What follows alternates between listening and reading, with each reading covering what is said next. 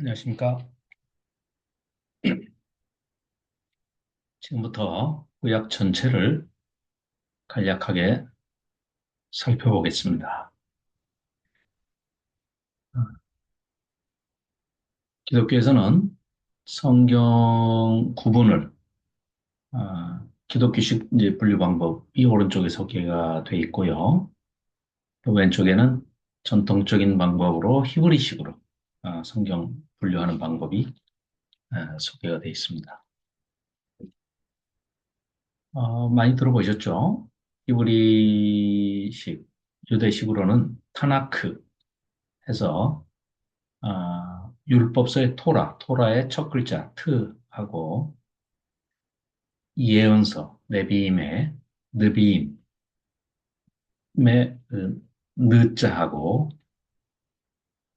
그다음에 성문서 시가서 케투빔에서 크에서 타나크 첫 글자만 자음을 따서 타나크라고 하고 있습니다. 타나크는 토라는 잘 아시다시피 모세 오경을 토라라고 하고요. 어, 예언서, 선지자들의 글, 내비임. 우리와는 조금, 기독교와는 좀 다릅니다. 분류 방법이. 그래서, 여호수아가 우리는 이제 역사서로 들어가잖아요. 그런데 여호수아 사사기도 전체 예언서의 범주에 집어넣고 있습니다. 그래서 여호수아 사사기, 사무엘 상하, 열왕기 상하. 히브리 성경에는 열왕기나 사무엘이나 역대기가 다 상하로 구분되어 있지 않고 한 권의 책으로 되어 있습니다. 우리 기독교에서는 이제 분량이 너무 많다 보니까 크다 보니까 내용은 그대로인데 상하로 이렇게 나누었죠. 그래서 66권이 됐는데 히브리식 분류는 좀 다릅니다. 자, 그리고 이제 전기 후기 예언서로 나누는데 전기는 가나안 정복해서 가나안 땅을 분배하고 거기에서 이제 통일왕국과 분열 왕국을 거치는 그 시기를 정기 예언서라고 합니다. 그 다음에 후기 예언서는 대예언서 이사야, 예레미야, 에스겔. 우리도 마찬가지죠. 기독교도. 그리고 이제 소예언서 12권을 말하는데 호요람, 오변미, 나합습, 합승말 이렇게 12권의 책이 소예언서죠. 그리고 성문서 케투빔, 시편, 욥기, 잠언, 전도서, 아가서 우리하고 똑같이 그 욥시 잠자나 5권이 시가서인데 이들은 이제 그 중에서 조금 분류를 더 세분화합니다. 그래서 시로 쓰여져 있는 시서다 해가지고 시편, 잠언, 욥기를 시서라고 그러고요. 오축 5권의 두루마리 여기에 이제 우리와는 조금 다르게 룻기 그리고 예레미야, 에가, 에스더서가 포함이 돼서 전도서, 아가서 이렇게 5권을 오축이라고 그럽니다. 그리고 성문서 안에 이제 역사서가 들어가는데요. 다니엘서와 에스라 느헤미야서도 우리는 기독교에서는 분류가 되어 있지만 유대교에서는 한 권의 책으로 에스라 느헤미야가 한 권의 책입니다. 그리고 역대기 이렇게 분류가 되어 있고요. 기독교에서는 뭐 너무나 잘 아시다시피 창출레민신 이 5권 모세 오경 이렇게 하죠. 예, 율법서라고도 하고 토라라는 단어도 많이 쓰고 있죠. 용어도. 그리고 역사서는 여호수아 사사기 룻기 삼상아 왕상아 대상아 그리고 에스라 느헤미야 에스더 이렇게 역사서가 12권이 있지요. 그리고 시가서, 성문서, 지혜서 뭐 이렇게 얘기하는 아, 케투빈미, 욥시, 잠자나, 욥기, 시편, 잠언, 전도서, 아가서 이렇게 있죠. 예언서는 이제 분량으로 따지는데 분량이 적은 책도 거기 좀 들어가 있어요. 에르미야, 예가까지 들어가 있는데 이사야, 에레미야, 에레미야, 예가, 에스겔, 다니엘서가 여기 또 대예언서에 들어 있습니다. 그리고 소예언서 12권은 연대기적으로 시대적으로 분류를 한 게 아니고 아, 히브리식 분류 방법으로 그대로 그 순서대로 가져와서 우리 성경에 소개하고 있죠. 호요람, 오병미, 나합습, 학승말 이렇게 되어 있습니다. 자, 그리고 신약에 들어가서 복음서, 사복음서가 있죠. 음, 마태복음, 마가복음, 누가복음 이 세 권을 공관복음이라고 그러죠. 공통된 관점에서 쓰여진 책이다. 그리고 아주 후대에 가서 거의 뭐 AD 100년 가까운 요한 사도가 아, 천국에 가기 전에 말년에 예, 아주 늦은 나이에 이제 정리를 해서 집대성을 해서 5권의 책을 썼는데 그중에 요한복음, 예수 그리스도에 대해서 자기가 직접 요한 사도가 체험한 하나님과의 예수님과의 그런 기록들을 남겨놓고 있는 책이 요한복음입니다. 그래서 아까 말씀드렸던 세 권의 그 공관복음과는 차원이 아주 다릅니다. 그건 이제 나중에 신약을 들어갈 때 자세히 살펴보고 비교, 대조해 보겠습니다. 그리고 역사서는 이제 사도행전이 역사서라 할 수 있고요. 그 다음에 이제 바울의 서신이 있고, 바울 서신이 아닌 일반 서신들을 다 공동 서신이라고 하는데, 바울 서신이 13권의 책이 있죠. 그 중에 이제 로마서, 고린도전후서, 갈라디아서, 데살로니가 전후서가 있고요. 또 흔히 옥중서신이라 해서 에필골몬, 에베소서, 빌립보서, 골로새서, 빌레본서 이렇게 네 권의 옥중서신인데 이게 사실은 옥중에 있으면서 썼다기보다는 셋집에 연금되어 있으면서 좀 자유로운 상태에서 물론 밖으로 나가지는 못합니다. 그러나 찾아오는 사람들은 그 셋집에서 아, 로마의 뭐 어떻게 보면 좀 로마의 시민권을 가지고 있던 바울에게 조금 뭐 혜택이랄까? 예, 이런 좀 자유로움을 좀 허락해서 음, 그때 이제 그동안에 쓰여진 책이 앳빌골몬, 앳골몬빌, 예, 이 네 권의 책입니다. 그러니까 뭐 셋집 서신이라고 그래야 되겠죠. 그다음에 이제 목회 서신, 디모데 전후서, 디도서. 디모데 전후서 얘기를 할 때 엄밀하게 얘기하면 디모데 후서가 옥중서신입니다. 로마의 마메틴 감옥에 감금이 되어서 죽음을 앞두고 순교를 앞두고 마지막으로 자기의 그 아들과 같은 또 자기의 후계자인 디모데에게 유언처럼 남기고 있는 책이 디모데 후서입니다. 그리고 이제 히브리서, 야고보서, 베드로 전후서, 요한 1, 2, 3서, 유다서, 그리고 요한사도의 5번째 책, 또 성경 66권의 마지막 책, 요한계시록. 자, 이런 분류로 우리 기독교에서는 분류를 하고 있죠. 자, 뭐 양쪽을 다 봐서 아시겠지만 가장 중요하고 기본이 되고 기초가 되는 성경 66권의 기초가 되는 뿌리가 되는 그런 책이 바로 모세오경, 토라, 율법서라고 할 수 있습니다. 그래서 오경이 성경의 기초요. 또 오경의 중심은 레위기가 됩니다. 왜 그러느냐? 5권의 책 중에 가운데에 있다. 유대인들은 또 관습적으로 가장 중요한 것은 배치를 할 때 또 5라는 숫자를 상당히 신성시하고 또 완전수라고 숫자에 또 굉장히 의미를 많이 부여합니다. 그래서 어, 어, 이제 레위기를 가장 중앙에 배치를 했다. 이렇게 이제 얘기할 수도 있습니다만은 그런 형식적인 면보다도 내용적인 면에서 율법서, 하나님께서 이스라엘을 대표해서 이스라엘과 언약 관계를 맺는데 그 언약을 증표하는, 표징하는 증서가 바로 율법입니다. 율법의 관계로 하나님과 언약 관계를 맺지요. 이스라엘 백성이. 그랬을 때 그 율법 하는 것이 레위기를 말하고 있는 겁니다. 그 레위기를 압축해서 아, 엑기스로 농축시켜서 엑기스를 뽑는다 하면 그게 바로 십계명으로 대표되는 것이고요. 또 제사법, 하나님과의 관계를 유지하는 결국은 제사라는 제도를 통해서 어, 구원의 그런 뭐랄까요 훈련하는 그런 관계 그리고 죄사함을 미리 이 습관화시키는 관습화시키는 그런 제도로서의 제사제도. 제사제도의 모든 규례들은 인간이 마음대로 정해서는 안 된다. 하나님께서 하나님 편에서 정해주신 방법으로 제사를 드려라.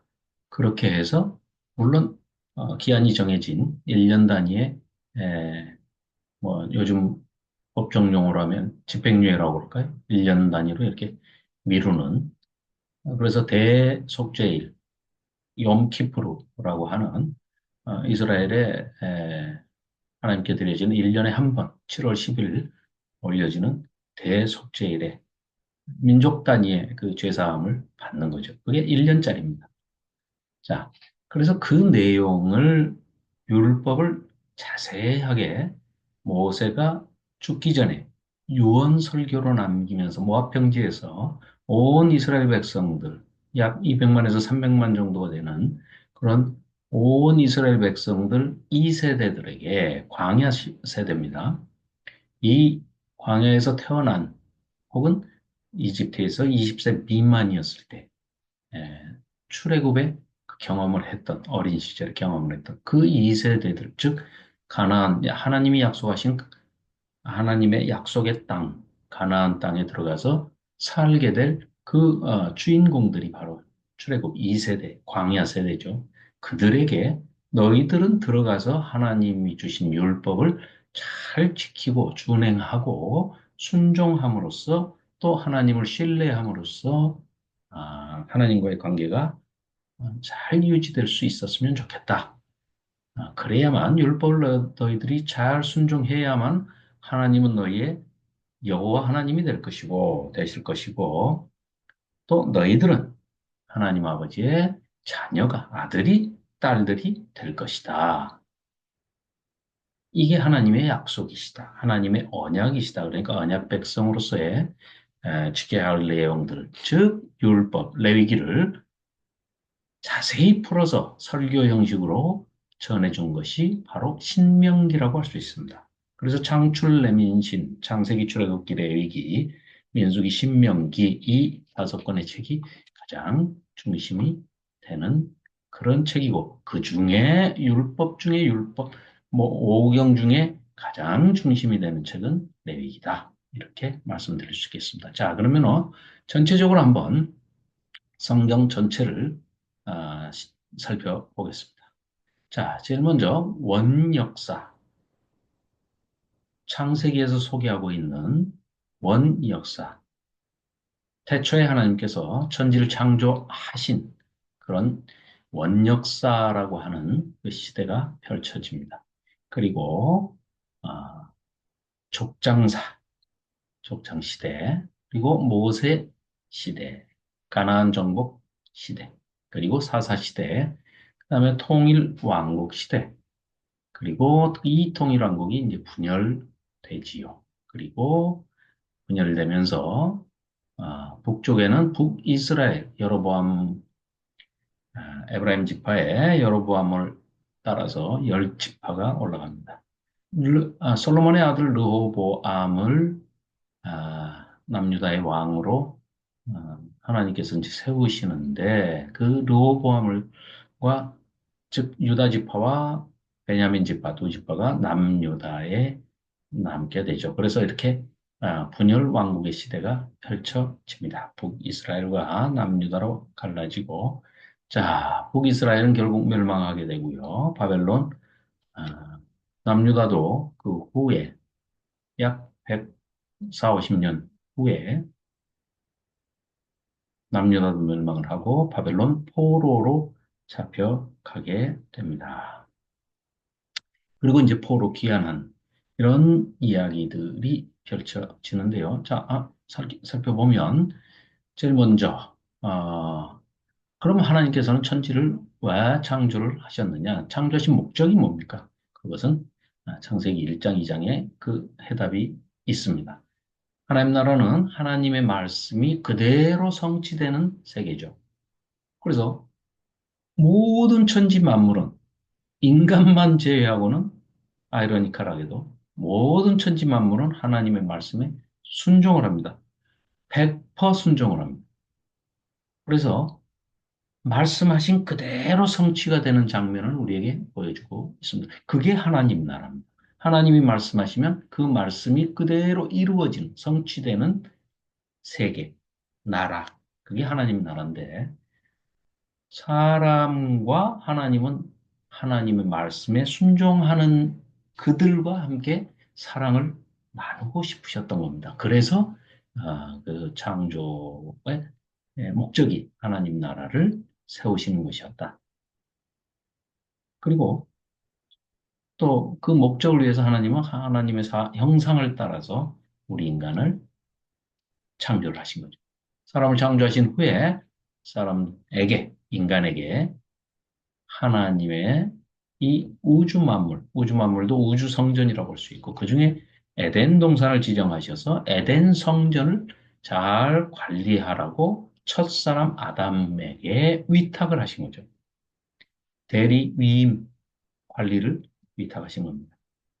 그러나 첫사람 아담이 하나님의 명령에 불순종해서 선악과를 따먹음으로 인해서 죄가 사탄이 꼬이는 유혹하는 그런 아, 죄가 세상에 들어오게 되고 하나님 나라의 좌절이 이제 갈등이 고조가 된 거죠. 죄가 점점 자라서 하나님이 정하신 창조 질서를 반하는 그런 범죄가 이 땅에 가득하게 됐습니다.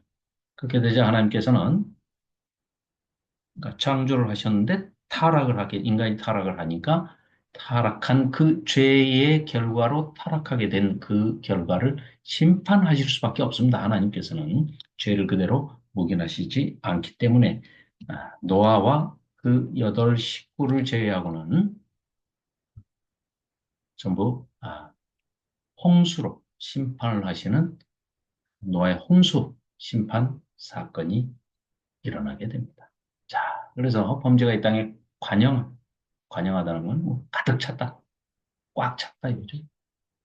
가득하게 되자 하나님께서는 노아 그 여덟 식구를 노아를 포함한 여덟 식구를 제외하고는 모든 인류와 모든 생물들을 다 홍수로 아, 멸하십니다. 그리고 이 땅을 다시 새롭게 시작하십니다. 그래서 다시는 사람의 죄 때문에 세상을 홍수로 멸하지는 않겠다 하시는 그 약속을 하시는데 그 약속이 바로 노아의 언약이죠. 노아 언약이라고 합니다. 그러나 홍수 후에도 인류는 여전히 변하지 않고 온 땅으로 흩어지라는 하나님의 명령을 거역하기 위해서 온 인류가 합심해서 아주 조직적으로 하나님께 대적을 합니다. 그래서 하나님의 명령을 어기고 바벨탑을 쌓아서 하나님께서는 분명히 노아의 약속, 무지개 언약이라고도 하는데 무지개 약속, 이 비가 계속해서 오면 또다시 우리 이 온 지구가 멸망한 또아의 여덟 식구는 봤죠.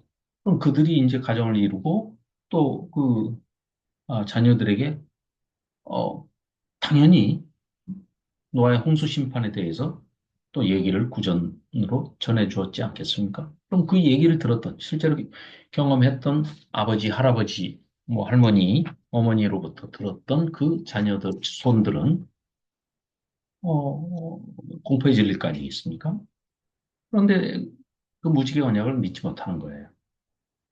하나님이 또 뭐 말씀은 그렇게 하셨지만 안 지키시고 우리를 다 물로 쓸어버리면 어떡하냐? 그러니까 방법은 홍수가 나더라도 우리가 탑을 높이 쌓아서 하늘 꼭대기까지 닿는 그런 탑을 쌓아가지고 거기에서 우리 이름도 떨치고 하나님 없는 세상을 우리가 만들어서 우리 손으로 만들어서 우리가 한번 아, 인간 세계를 만들어 보자. 하나님 나라 말고 하나님 세계 말고 조직적으로 대적을 하는 거죠.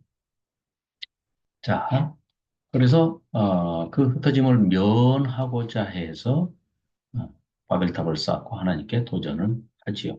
그 결과 하나님은 언어를 혼잡하게 만들고 이들이 말이 하나여서 서로 말이 의사소통이 잘 되니까 악한 일만 도모하는구나. 그래서 하나님께서는 흩으십니다. 언어를 혼잡케 하시고 인류를 온 땅에 흩으시죠. 그래서 그 흩어짐 속에서 하나님께서는 또 한 사람에게 주목을 하시죠. 그 사람이 누굽니까? 우리가 잘 아는 믿음의 조상, 우리의 조상 되는 아브라함이죠. 그래서 그 아브라함을 통해서 아브라함, 우리 민족의 믿음의 조상이 되는 그 아브라함을 부르십니다. 콜리. 부르심의 목적은 창조 질서를 거여가는 이 세상 안에 모델이 되는 아브라함과 같은 믿음의 조상이 되는 아브라함이 복의 근원이 되어서 아브라함이 복을 빌면 그들에게 하나님께서 복을 주시겠다. 네가 복의 근원이, 네가 복의 시작, 근원지, 출발점이 되는 그런 놀라운 은혜의 언약을 해주시죠. 그게 바로 아브라함 언약입니다. 아브라함 언약. 아브라함 언약은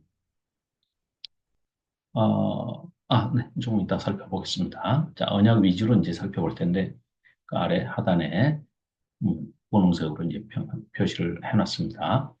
자, 그래서 하나님께서 하나님이 새롭게 창조하실 새로운 그 공동체 안에 하나님의 뜻이 이루어지는 그 다시 창조 세계를 하나님의 나라를 세우시는 것을 회복하시는 겁니다. 그래서 아브라함을 부르신 후에 그 아브라함에게 자식이 없었어요. 그 자식이 없는 아브라함에게 내가 하늘의 별과 같은 많은 자손을 너에게 주어서 민족을 이루게 하겠다. 또 자손을 주고 땅을 주시겠다. 이렇게 약속을 하시죠. 그게 예, 창세기에 이제 기록되어 있는 그런 내용인데요. 자, 한번 보실까요? 자, 아브라함 언약의 내용을 보시면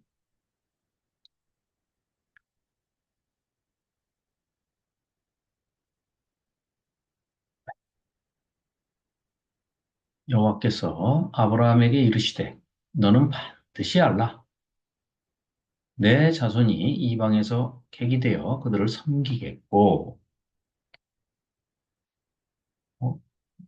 빠르네. 네. 자, 아브라함에게 주신 약속이, 아브라함 언약이 이거죠. 창세기 12장 1절부터 3절인데, 2절 말씀을 보겠습니다. 내가 너로 큰 민족을 이루고 너에게 복을 주어서 네 이름을 창대하게 하리니 너는 복이 될지라. 아예 복 자체가 된다는 거예요. 하나님은 사랑이시라. 아브라함은 복이라. 똑같은 얘기죠. 그런 뜻입니다. 너는 복이 될지라. 네가 누구에게 복을 빌어주면 하나님께서 그대로 시행해 주시겠다는 거예요. 뭐, 하나님 언약의 대행자죠. 대리자. 네. 믿음의 조상이라고 하죠. 자, 15장의 18절을 또 살펴보면, 그날에 자손도 번창하는 그런 복을 주시는데, 그날에 여호와께서 아브라함과 더불어 언약을 세워 이르시되, 내가 이 땅을 애굽 강에서부터, 그 땅에 대한 범위를 설명하시는데, 그 큰 강, 유브라데까지, 지금의 이제 그 바벨론이 있었던 그 지역까지, 애굽강에서부터, 그러니까 이집트 위쪽에서 바벨론까지의 그 영역, 어마어마하죠. 이때가 성취가 됐던 게 다윗과 솔로몬 때 예, 성취가 됐죠. 그런 어, 방대한 하나님이 약속하셨던 그 땅을 다 차지했던 적이 있었고요. 또 남북 이스라엘이 분열됐을 때도 아주 전성기 때 북쪽에서 여로보암 2세 때 그런 땅을 차지했던 적이 있었고요. 아, 자, 그리고 창세기 22장 18절 또 내 씨로 말미암아 천하 만민이 복을 받으리니 이는 네가 나의 말을 준행하였음이니라 하셨다 하니라. 복의 근원이 되게 해주시겠다는 그런 말씀을 하시는 겁니다. 자, 천하 만민이 복을 얻을 것이다.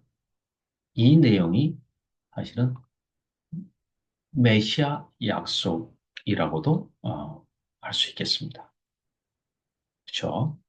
물론 아브라함의 씨, 그래서 아브라함의 후손으로 또 다윗의 후손으로 오신 예수 그리스도라는 그, 이 이 부르짖음이 신약에 들어와서 여러 군데 소개가 되고 있죠. 이 유대인들이 인식을 하는 것은 아브라함의 자손이요, 다윗의 후손으로 오실 메시아, 그 메시아에 대한 언약이 아브라함의 언약이 그렇게 점진적으로 확장적으로 이렇게 커지고 또 그게 성취되고 실현됐다라고 유대인들은 네, 피부로 느낄 수 있었던 것이죠. 자, 그래서 창조주 하나님께서 그 땅에 자리 잡고 살던 민족들을 정당한 이유 없이 뭐라 내겠습니까? 그래서 뭐 그건 하나님의 공의로운 그 성품에 위배가 되는 그런 내용이죠. 그렇기 때문에 하나님은 아브라함의 자손들이 이방에서 객이 돼가지고 400년 동안, 즉 애굽에서 이집트에서 이방인들, 이집트 사람들을 섬기게 되는 그런 노예로 전락하고 말죠. 들어갈 때는 총리의 요셉이 총리로 등극을 했을 때 총리의 가족으로 야곱의 12 아들과 손자들이 70명이 애굽에 들어갔는데 400년을 지나는 동안에 결국은 노예로 전락을 하고 말게 됩니다. 자, 그래서 이삭의 아들 야곱이 12명의 아들을 낳았는데 그 아들이 결국 12 아들이 이스라엘의 12지파의 조상이 되죠. 야곱이 죽기 전에 유언을 하면서 12 아들 중에 유다 지파에서 왕이 나올 것이고 그 후손 중에 메시아가 오실 것이다 라고 예언을 한 거죠. 그래서 우리가 메시아 언약이다 이렇게 말씀드릴 수가 있는 것이죠. 또 내 씨로 말미암아 천하 만민이 복으로 받으리니 이는 내가 나의 말을 준행하였음이니라 하셨다 아니라. 이 메시아 언약을 기억하시기 바랍니다. 자, 그래서 그 유다 지파에서 왕이 나오고 그 다윗의 후손 유다 지파에서 메시아가 오실 것이다. 그래서 메시아 예언이라고 합니다. 자, 가나안에 이제 기근이 들자 야곱의 모든 가족들이 요셉을 따라서 애굽으로 이주해서 거기 정착을 하죠. 여기까지가 이제 창세기에 기록된 내용이고요. 그 뒤로는 출애굽기부터가 바로 모세 이야기다 이렇게 얘기를 할 수가 있겠습니다. 아, 자, 모세 이야기입니다. 애굽으로 이주를 한 그 야곱의 가족들은 이제 400년 동안 자손이 이제 하나님의 복을 받아서 자손이 아주 번성하고 큰 민족을 이루게 되죠. 모든 것이 인큐베이터 역할을 한 거죠. 애굽이, 그 고센 땅이. 그래서 이제 하나님의 복을 받아서 자손들이 번창하고 큰 민족을 이루게 되는 이 모든 것이 합력해서 선을 이루게 하시는 하나님의 은혜를 받은 결과지요. 약속이 하나님의 언약이 성취가 된 것입니다. 요셉이 죽은 후에 요셉을 알지 못하는 그런 새로운 왕조가 이집트를 이제 다스리게 됩니다. 그래서 아브라함의 자손들, 즉 이스라엘 자손들을 핍박하기 시작합니다. 모세가 이때 이제 태어났는데 그 모세의 탄생, 한 아기의 탄생으로부터 이야기가 시작이 됩니다. 모세 이야기가. 이스라엘 백성들의 신음소리를 듣습니다. 노예로 전락을 했죠. 그리고 또한 말살 정책을 펴죠. 그래서 2세 이하의 둘째 아, 사내 아이들이 태어나면 그 장자를 제외하고는 다 나일강에 버려라 하고 파라오가 그런 끔찍한 인종 말살 정책의 일환으로 그런 끔찍한 아, 명령을 내립니다. 그러나 모세는 우리가 잘 알다시피 나일강에 그 갈대상자에 노아의 방주 같은 태배에 담겨서 이집트 공주의 양자로 입양이 되는 그런 또 하나님의 은혜를 입게 되죠. 자, 그래서 이제 이 모세를 통해서 하나님께서 아주 굉장한 관심을 가지고 모세를 준비하시죠. 하나님의 사람 준비, 모세를 준비하셔서 하나님께서 어, 이스라엘 백성들의 그 신음소리를 들으시고 아브라함과 맺은 언약을 잊으실 리가 있겠습니까?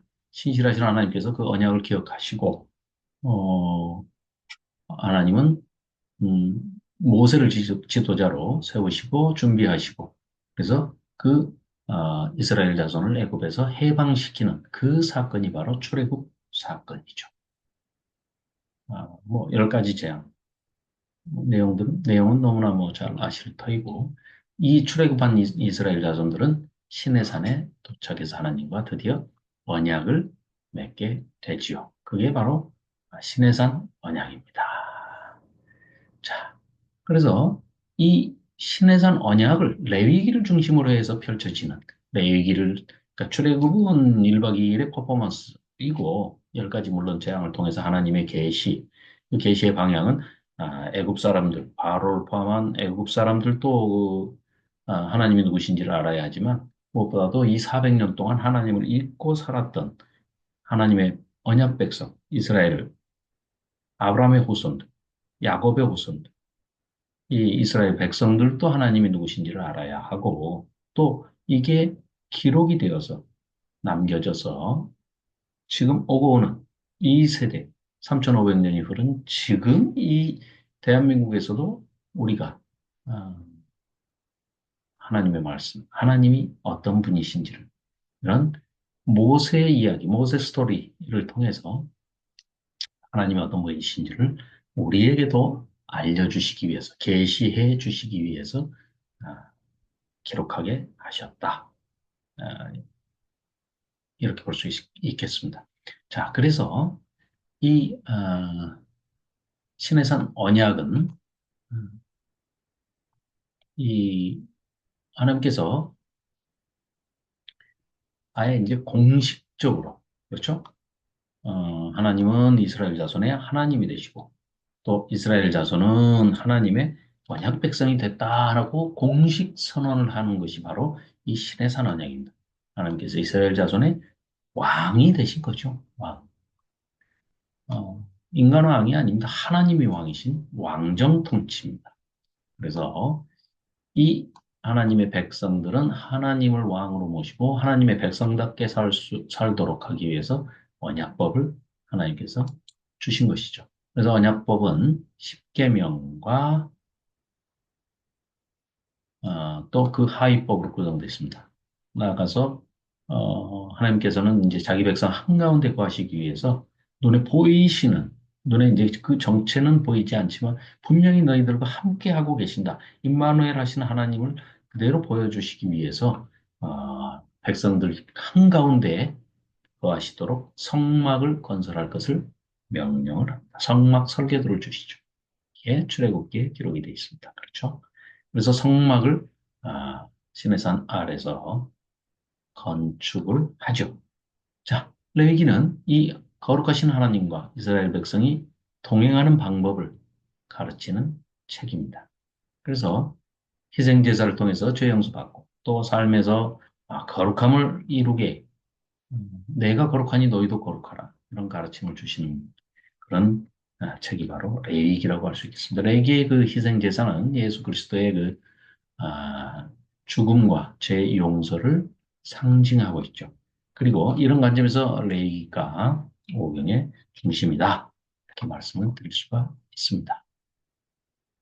이제 이스라엘 자손들이 시내산을 떠나서 하나님과 함께 하나님께서 약속하신 그 약속의 땅인 가나안 땅으로 들어가기 위해서 광야 여행을 하게 됩니다. 아주 짧고 빠르게 갈 수 있는 지름길이 있습니다. 그리고 환경이 매우 좋아요. 비아마리사라고 하는 해변길이 있습니다. 블레셋 땅을 거쳐서 가게 되면 뭐 어, 시간도 그렇게 오래 걸리지 않습니다. 그런데 하나님께서 계획하신 하나님의 뜻이 있으셔서 하나님께서는 아, 이 애굽의 광야를 거치게 됩니다. 그런데 이 광야 여행을 하면서 그 훈련을 하게 되는 그 훈련 과정을 기록한 책이 바로 민수기가 됩니다. 이 민수기에 기록이 되어 있는 그 내용은 결국은 이스라엘 백성이 하나님의 말씀에 불순종했기 때문에 이 광야를 통과하는데 뭐 한 달이면 통과할 수 있는 정도의 거리를 뭐 넉넉 잡고도 뭐 몇 개월이면 되는데 40년이 걸립니다. 그리고 출애굽 1세대는 광야에서 불순종에 의해서 불순종함으로 인해서 다 죽게 됩니다. 여호수아와 갈렙 두 사람만 제외하고는 전원이 다 죽습니다. 40년 동안에 시내산에서 이 하나님과의 언약을 맺었던 출애굽 1세대는 다 죽고 그 자녀 세대인 출애굽 2세대가 가나안 땅 맞은편 모압 평지에 도착을 하죠. 그래서 이제 요단강만 건너면은 바로 건너가기만 하면은 가나안 땅입니다. 근데 여기서 가나안 땅에 들어가지 못하는 모세마저도 가나안 땅에 들어가지 못하게 되죠. 그런데 모세가 죽기 전에 임종을 앞두고 가나안 땅에 들어갈 출애굽 2세대들에게 시내산에서 받은 하나님의 언약의 말씀과 그 언약 법을 다시 신신당부하면서 선포하는 유언으로 설교하는 그 말씀이 신신당부하다의 신, 계명할 때 명에서 신명기가 됩니다. 모세가 죽고 여호수아의 그 지하에 그 후계자로서 이제 모세의 뒤를 이은 여호수아의 지로 이스라엘 백성들이 가나안 땅을 정복하죠. 가나안 땅을 정복하고 12지파에게 이제 땅을 분배합니다. 가나안 땅 정복, 그다음에 땅의 분배. 사사 시대에는 왕이 없을 때라 다른 나라들은 이제 인간 왕이 이제 그 당시에 있었는데 이스라엘은 뭐 당연히 하나님이 아까 왕이시라고 하셨기 때문에 인간 왕이 없는 것이죠. 그래서 가나안 땅을 정복하고 땅을 분배하고 이제 문제가 생겼을 때는 사사를 보내서 사사는 이제 재판관입니다. 쇼페팀이라고 하는 그 재판관으로 하여금 재판관이기도 하면서 이제 뭐 어떻게 보면은 하나님의 그 왕권을 부분적으로 이제 대리하는 대리자죠. 아, 물론 제사장 계열은 따로 있고 사사가 이제 그렇게 에, 백성들을 이제 돕고 통치하는 하나님의 대리자로서의 역할을 하는데 이스라엘 백성들이 이 땅에 들어가서 어, 결국은 타락을 하고 맙니다. 하나님의 말씀을 준행하지 않은 것이죠. 네. 그래서 이스라엘 백성들의 그 삶의 모습을 사사기에서 이제 살펴볼 수 있는데 여호수아도 죽고 하나님께서 그 행하신 그 모든 수많았던 기적들 이런 큰 일을 보았던 세대들도 다 죽고 또 알지 못하고 교육이 전혀 부재하고 이렇게 약 250년에서 300년 길게는 뭐 360년 이런 사사 시대 종교 암흑 시대를 지내면서 가나안 땅 소유를 하나님께서 이렇게 약속의 성취로서 이루어 주신 것으로 여기지 아니하고 당연히 그냥 한 것처럼 당연한 일로 여기고 땅의 가나안 땅에서 풍성한 소출이 가나안 신들의 덕분이라고 마치 그 가나안 땅에 살던 그 여러 이방 족속들의 그 혼합 종교, 우상 숭배, 이방 종교를 그대로 받아들이고 어, 하나님을 진노하게 하죠. 그 이스라엘 백성을 하나님께서는 심판하십니다. 그러면 또 이스라엘 자손이 고통 속에서 부르짖습니다. 그러면 또 불쌍해서 하나님은 또 사사를 보내십니다. 그래서 사사를 보내서 구원해 주시고 또 다시 살만해지면 이스라엘 자손은 다시 범죄하고 이 죄의 책받기를 계속해서 악순환되는 이런 아, 것을 반복을 합니다. 점점 타락합니다. 이게 단순한 반복이 아니라 그냥 로테이션 되는 게 아니라 점점 어, 소용돌이 치면서 점점 더 깊은 아, 수렁으로 나락으로 타락해 가죠. 이런 배경에서 이제 하나님의 대리자인 인간왕의 필요성을 예고하면서 사사기가 끝이 납니다. 그러니까 인간왕에 이제 필요하다.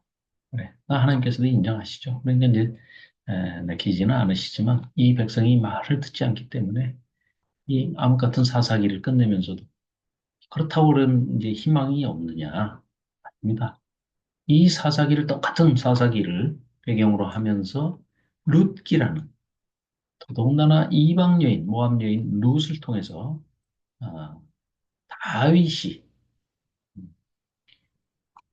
어떤 가문에서 어떤 배경으로 어, 등장을 하게 되는지 그 모습을 한 줄기의 빛으로 희망으로 우리에게 보여주고 있는 책이 룻기가 되겠죠. 여호수아 사사기 룻기.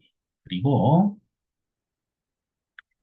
예, 통일 왕국에 대해서는 이제 사무엘 상하 그리고 역대상에 기록이 되어 있습니다. 그렇죠?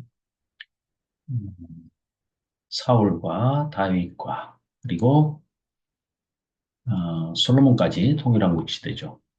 이스라엘의 왕이 없어서 이스라엘의 왕이 없어서 제 소견도로 행하는 그런 상황 속에서 하나님은 사무엘을 통해서 마지막 사사며 마지막 최초의 선지자라고도 할 수 있는 그리고 이제 왕의 어떻게 보면 진정한 왕의 인간 왕의 이제 모델 격이라고 할 수 있죠. 하나님의 말씀을 그대로 따르면서 순종하면서 하나님의 대리자로서 대행자로서 하나님의 말씀에 율법을 그대로 실행하는 준행하는 그런 모범을 사무엘이 보이고 있습니다. 그래서 사무엘서는 뭐 사무엘 하서는 이거 전체가 다 다윗에 관한 얘기입니다. 그런데 다윗서라 하지 않고 사무엘서라고 하는 이유가 바로 거기에 있는 것이죠. 그래서 그 사무엘을 통해서 왕정제도가 어떻게 실현이 되면서 하나님께서 그 왕정제도를 주시는 이유가 어떤 것이며 목적이 어떤 것이며 그들이 어떻게 행해 주길 바라셨는지. 그런데 모델로서 세 사람의 모델을 보여주시죠. 초대왕 사울과 이대왕, 두 번째 왕 다윗, 그리고 다윗의 아들 세 번째 왕 솔로몬. 여기까지가 통일왕국인데 이 세 사람의 왕을 보여주고 있습니다. 많은 것을 시사하죠. 자, 그래서 사울의 첫 번째 왕 사울이 이 베냐민 지파 출신인데 이 사울의 불순종으로 인해서 사울이 엉망진창으로 행하는 것을 볼 수가 있습니다. 그러면서 이제 유다 지파의 다윗을 이어서 사울의 뒤를 이어서 왕으로 두 번째 왕으로 세우시면서 그 다윗에게 그의 나라와 그의 왕위가 영원할 것이라는 그런 약속을 주시는데 그 약속이 바로 이른바 다윗 언약이라고 할 수 있겠습니다. 자, 사무엘 하 7장 16절을 보시면 내 집과 내 나라가 내 앞에서 영원히 보존되고 내 왕위가 영원히 경고하리라 하셨다 하라. 사무엘을 통해서 이렇게 말씀을 하시는데 인간의 왕이 영원히 경고해 줄 수는 없는 것이죠. 뭐 인간은 한시적인 동물이고 존재고 시간의 제약을 받는데 영원하다. 바로 오실 메시아를 통해서 영원한 하나님의 나라가 세워질 것을 예고하고 있는 것이죠. 이것이 다윗 언약이면서도 메시아 언약이다.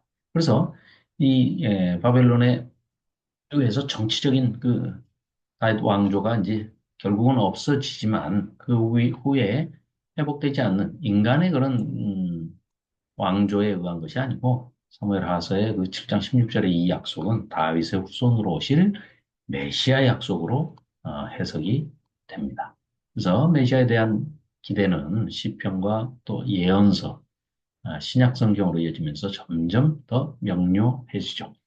다윗 아들 솔로몬이 이제 하나님의 성전을 건축합니다. 그렇지만 많은 이방 여인들을 사랑하고 또 말년에 뭐 이방 신들을 따르고 우상 숭배를 하고 뭐 산당을 짓고 하는 엄청난 죄를 짓게 됩니다. 안타까운 일이죠. 하나님으로부터 너무 많은 것을 받았던 또한 많은 사랑을 받았던 이 솔로몬이 결국은 아, 신명기 17장에 왕이란 모름지기 인간왕은 이렇게 이렇게 해야 한다라고 미리 율법에 규정을 해 놓으셨는데 그걸 철저하게 솔로몬이 따르지 않고 불순종합니다. 물론 나중에 회개를 하고 하나님께 돌아오긴 하지만 솔로몬의 그 죄 때문에 하나님께서는 솔로몬에게서 나라를 이스라엘 나라를 뺏어서 그 신하 여로보암에게 주고 다윗의 생각에서 한 지파만 아들에게 남겨주신다고 결정을 하시죠. 그러나 다윗의 생각에서 솔로몬 아들 때에 가서 나라를 빼앗아 여로보암에게 주십니다. 자, 이스라엘의 열 지파는 여로보암을 왕으로 추대하고 북이스라엘을 세우게 됩니다. 다윗 지파인 유다 지파와 베냐민 지파만이 남유다의 남유다 왕국을 이루면서 솔로몬의 아들 르호보암을 아, 따라서 남유다를 세우는데 북이스라엘은 한 200년 동안 존속됩니다. 200년 동안 쿠데타가 9번이나 일어나서 왕조가 바뀝니다. 그리고 이 20명의 왕이 하나같이 모두 다 악한 왕이다. 그 악하단 기준이 뭐냐? 자, 이 분열왕국에 남북 20명씩 각각 왕이 세워지는데 40명의 그 왕이 착한 왕이냐, 하나님 마음에 흡족한 왕이냐, 아니냐는 그 바로미터가 기준이 다윗이 됩니다. 다윗의 길로 행하였더라, 행하지 아니하였더라. 하나님께서는 그 기준점으로 다윗을 삼고 다윗의 그 에, 행위를 본받는 왕을 하나님께서는 흡족해 하신다. 이런 기준을 세우시죠. 그래서 그 왕들이 하나님과 모세를 대표해서 이스라엘 백성들과 언약 백성들과 시내산에서 맺은 그 시내산 언약을 배반하고 그 언약법을 어겼기 때문에 결국은 망하게 됩니다. 북이스라엘이. BC 722년에 결국은 망하게 되지요. 그리고 BC 587년에 약 140년 정도 더 3, 40년 정도 존속이 되다가 남유다는 결국은 멸망을 바벨론에 의해서 멸망을 당하게 됩니다. 예루살렘 성전이 파괴되고 예루살렘 멸망사를 보면 참 끔찍합니다. 에레미야 예가를 봐도 그게 아, 예루살렘의 멸망이 아주 비참한 광경이 그대로 목도되고 그대로 기록이 되어 있습니다. 자, 그래서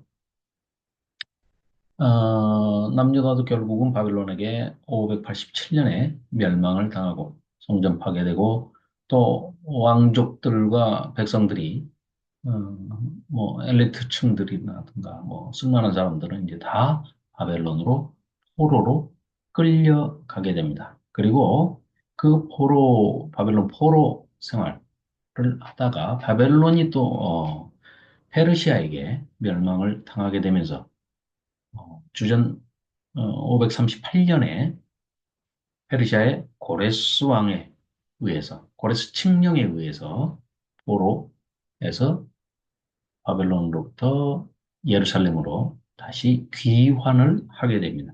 포로에서 귀환한 이 귀환자들을 중심으로 해서 성전 재건 운동이 이제 다시 불탔고 무너졌던 성벽들을 다시 중수하고 불타버린 예루살렘 성전을 다시 어, 재건하게 되는 거죠.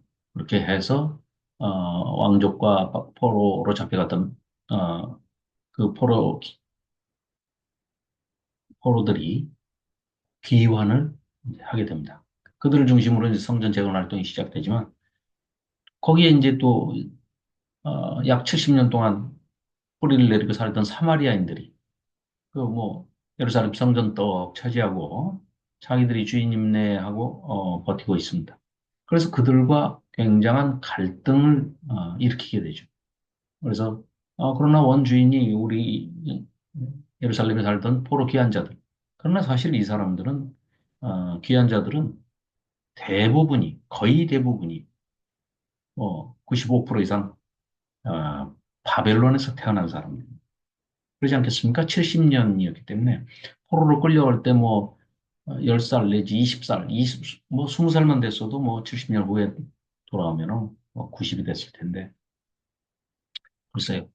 뭐, 그 예루살렘의 그전 영광, 이전 영광을 봤던 사람, 뭐, 물론 학계 같은 거는 이전 영광을 봤다고 이제 이렇게 묘사를 하고 있습니다만은 그런 분들은 극히 드물고 거의 대부분 다 바벨론에서 태어난 2세들이죠. 그 2세들이 돌아와 보니 야, 이건 뭐 그 바벨론은 뭐 세계에서 가장 으뜸 가는 그런 문화를 누리고 있던 거기 이제 포로지기는 하지만 거기서 그런 문화적인 생활을 하다가 여기 돌아와 보니 고국이라고는 하지만 한 번도 뭐 본 적도 없는 태어나기도 이국 땅에서 바벨론에서 태어난 이 이세들이 돌아와 보니 사마리아 사람들이 차지하고 앉아서 뭐 방해하고 뭐 갈등하고 뭐 계속해서 이런 아, 이 문제를 사사건건 일으키기 때문에 서로 아주 낙담하고 나태해지고 성전 재건 공사는 뭐 아유 뭐 물자도 부족하고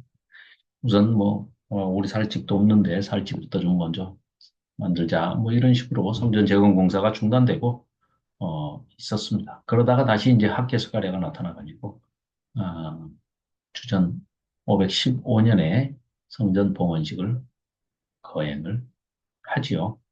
예, 분열왕국 이야기는 이제 결국 여기 열왕기 상하에 기록이 돼 있고 또 포로 귀한 시대는 에스라 느헤미야 에스더서에 기록이 돼 있죠.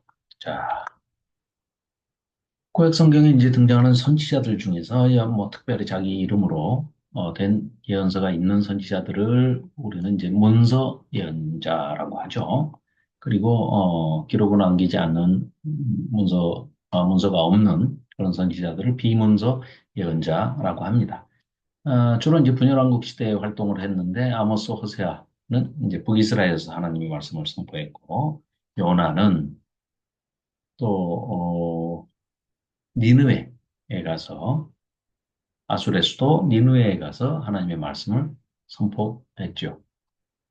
이제 여기 지금 이렇게 하늘색으로 표현되어 있는 이 선지자들은 바벨론에게 멸망당하기 전에 이제 남유다에서 하나님의 말씀을 선포한 선지자들입니다.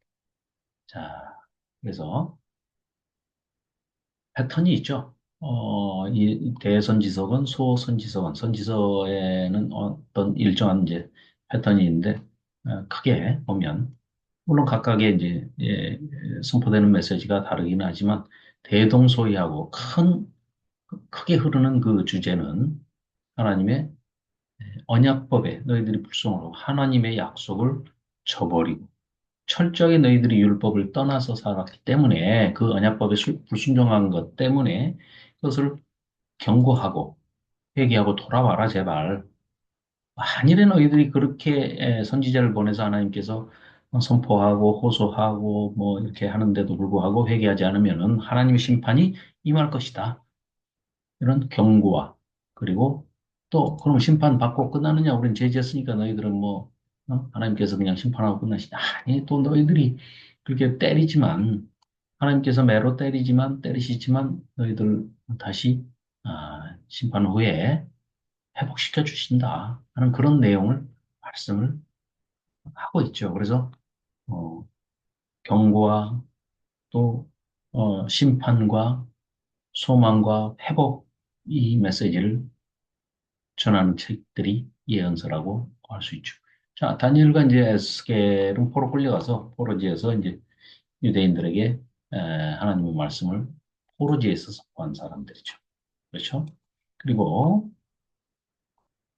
다니엘은 이제 바벨론이 세계를 통치하는 것이 아니라 하나님이 세상을 통치하고 계시면서 또 그 결국에는 악을 심판하시고 메시아가 다스릴 영원한 나라의 비전, 그 비전을 미리 보여주고 선포하죠. 그리고 또 에스겔. 에스겔은 유다의 멸망은 하나님의 심판이며 왜 망한다고? 말을 안 들어서 율법을 지키지 않아서 하나님을 순종하지 않아서 불순종했기 때문에 그럼 하나님은 심판하고 끝나느냐? 아니, 너희들을 다시 회복시켜 주실 것이다. 너희들 메시아 왕국이 세워져. 그래서 새 성전의 환상을 보여주시죠. 새로운 영을 또 부어주시겠다. 하게스가랴 말라기는 이제 포로에서 귀하는 세대들에게 하나님의 성전 재건을 촉구하는 메시지를 학계 할아버지가 이제 선포했고 젊은 선지자 어, 스가랴는 메시아 왕국의 도래를 선포했죠. 그리고 구약의 마지막 책인 말라기는 장차 엘리야를 보내셔서 이제 뭐 물론 예언자로 대표되는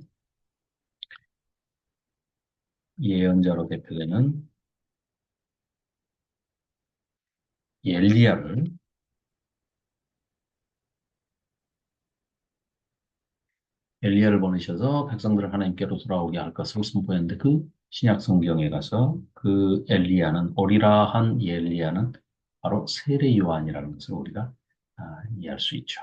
자, 남유다의 멸망을 직접 이제 체험한 눈물의 선지자 예레미야는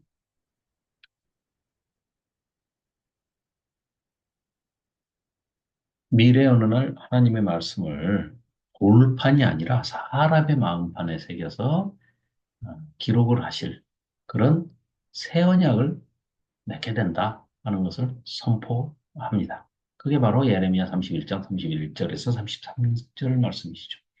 자, 한번 읽어보겠습니다. 여호와의 말씀이니라 보라 날이 이르리니 내가 이스라엘 집과 유다 집에 새 언약을 맺으리라. 그럼 처음에 맺었던 옛 언약이 있다는 거죠. 그 언약이 뭐겠습니까?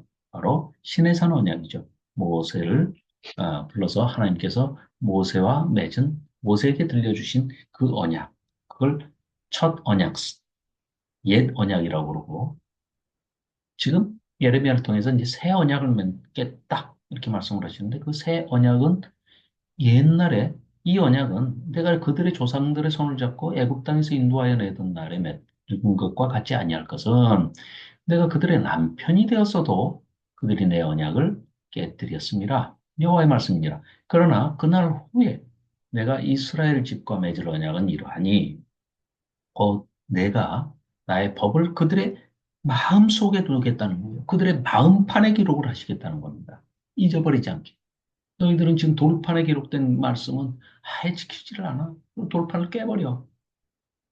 그런데 아예 마음판에 새겨놓으면 이거 없어지지도 않고 지워지지도 않아. 그래서 마음판에 새겨진 그 하나님의 말씀대로 순종하면서 준행하면서 살고자 하는 사람들에게는 하나님께서 새로운 영을 부어주셔서 성령의 감동하심으로 하나님의 역사가 일어나서 성령의 감동하심을 받은 사람들은 선한 변화가 일어나 그리고 하나님의 말씀을 쫓아 순종하면서 가려고 애를 쓰게 된다. 그러면 나는 그런 자들의 교회의 하나님이 되고 그 교회는 내 아들, 딸이 내 백성이 될 거야. 이게 여호와의 말씀입니다. 라고 예레미야를 통해서 선포하죠. 신약 성경에서는 그래서 이 구약에 기록된 메시아의 예언이 바로 예수 그리스도가 오셔서 오심으로 인해서 성취가 되었다. 이렇게 증언을 하고 있죠. 우리 잘 아시는 마태복음 1장 1절. 그래서 뭐라고 그럽니까?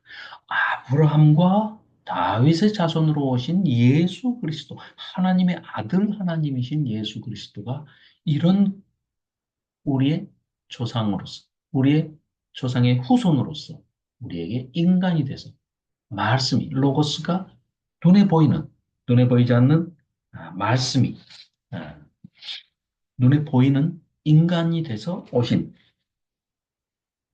로고스가 말씀이 되신 인카네이션한 성육신하신 예수 그리스도가 바로 그 하나님께서 말씀하신 그 아, 구약에서 선포되었던 선지자들을 통해서 선포되었던 그 메시아 예언이 예수 그리스도를 통해서 성취가 된 것이다. 예수님도 친히 오셔서 누가복음 22장 20절에 마지막 음, 그 성찬식에서 이런 말씀을 하시죠. 저녁 먹은 후에 잔도, 그러니까 포도주 잔도 그와 같이 하여 이르시되 떡을 다 떼서 나눠주시고 나서 이건 내 살이다 이렇게 말씀을 하셨고 그 다음에 어린 양으로서 아직 이제 이 제자들은 이해를 하지 못하고 있지만 하나님께서는 예수 그리스도를 희생양, 희생제사의 제물로 어린 양으로 속죄 제물로 바쳐서 하나님의 아들이신 하나님께서 예수님께서 이 잔은 내 피로 세우는 새 언약이다. 내가 죽음으로써 너희들의 죄를 내가 그 죄값을 치르는 죽음으로써 너희들에게 새로운 언약을 맺는 것인데 곧 너희를 위하여 내가 이 전제로서 내 피를 붓는 것처럼 포도주를 너희들에게 부으니 우리가 성찬식을 하는 의미가 바로 여기에 있는 것이죠. 그래서 아브라함과 다윗에게 주신 이 메시아의 약속대로 예수 그리스도께서 아브라함과 다윗의 자손으로 오시고 또 새 언약의 중보자로 오신 것이죠. 자, 그래서 구약의 역사가 진행되는 과정에서 하나님의 백성들이 이제 겪는 이런 희노애락이 자, 시가서에 기록이 되어 있는데요. 이 시가서는 그러니까 성경은 하나님의 말씀 맞습니다. 그리고 또한 성경은 하나님의 말씀에서 그치는 게 아닙니다. 그 이상이라고 할 수가 있죠. 왜냐? 방금도 말씀드렸듯이 하나님의 말씀이 기록된 성경의 말씀이 그냥 그대로의 하나님의 말씀이 아니라 이 하나님의 말씀이 우리의 마음판에 새겨질 때 성령님의 역사가, 하나님의 역사가 일어난다는 것이죠. 그래서 크게 선한 영향력으로 인해서 우리가 변화가 되고 새로운 사람으로 거듭나게 되는 거죠. 중생의 체험을 하는 사람들은 우리 인간의 편에서도 하나님을 찬양하고 찬송하면서 하나님에게 올려드리는 감사와 영광을 돌리는 그런 우리 인간들의 목소리마저도 하나님께서는 성경에 기록되게 하셔서 우리에게 서로 일방적인 어떤 그런 로봇과의 기계와의 기계적인 이런 관계가 아닌 그야말로 그저 가정에서 이루어지는 부부 간의 배우자와의 그런 사랑의 관계, 또 부모 자식 간의 그런 사랑의 관계, 이런 관계로 서로 쌍방향 소통되는 하나님의 어떤 그런 사랑과 거기에 대한 응답성, 그리고 거기에 대한 한없는 은혜와 사랑,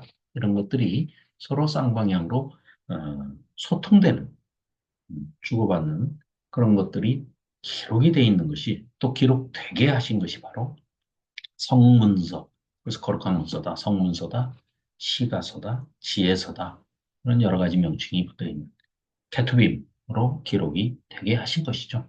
자, 그래서 욥기는 이제 우리 하나님 백성들이 이제 겪는 여러 가지 희로애락이 다 점철되어 있는 그런 책이 시가서라고 할 수 있는데 욥기는 특히 의로운 자가 까닭없이 받는 고난, 그 과정에서는 이제 사탄, 이 성문서에 관해서도 이제 우리가 어, 많이 다뤘죠, 많이 나눴었는데 나중에 이제 또 성문서만 따로 한번 2시간 코너를 만들어서 나눴으면 좋겠습니다.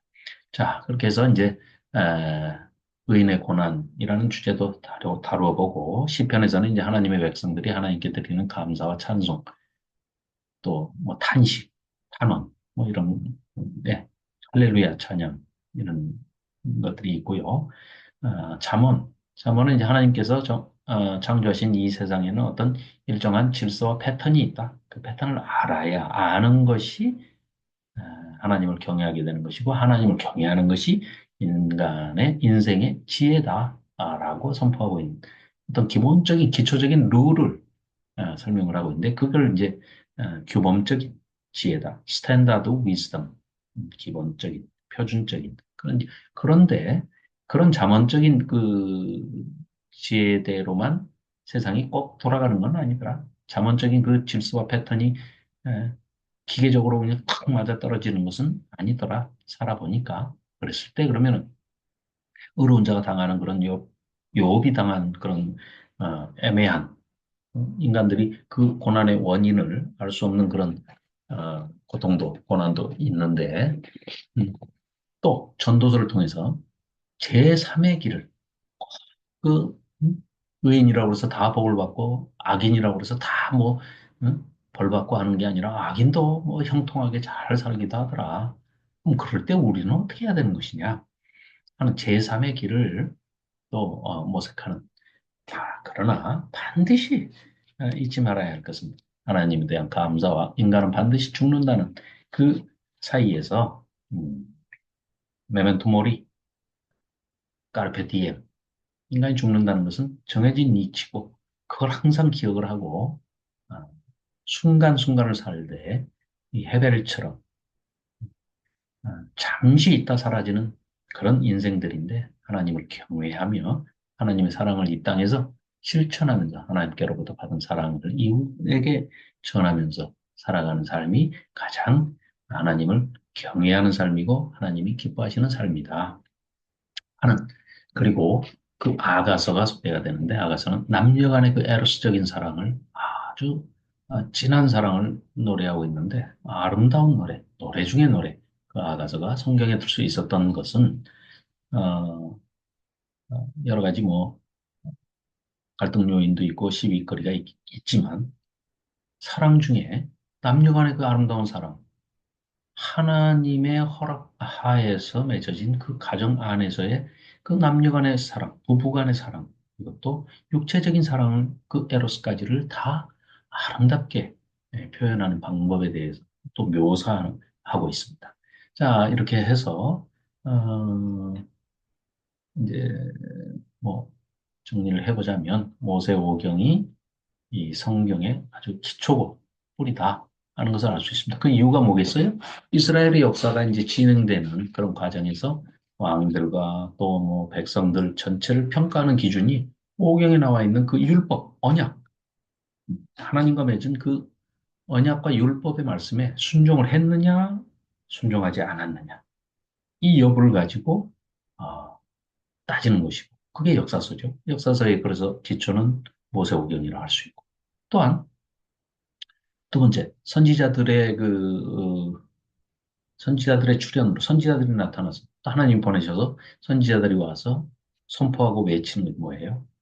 선지자들도 왕과 백성들에게 늘 경고하고 심판하고 뭐 위로와 소망, 회복의 메시지들을 다 전하지만 그 선포의 근거가 뭡니까? 오경에 있는 그 율법, 언약의 말씀과 율법을 가지고 어, 지켰느냐?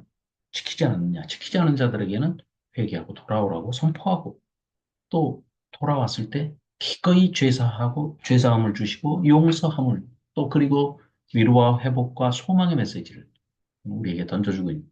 그러니까 예언서의 기초도 역시 기준도 모세오경 율법이라 할 수 있겠습니다. 그래서 시편 1편에 제일 먼저 나오는 말이 뭡니까? 복 있는 사람은 여호와의 율법을 즐거워하여 주야로 묵상하는 자가 바로 그런 어, 복 있는 사람이다.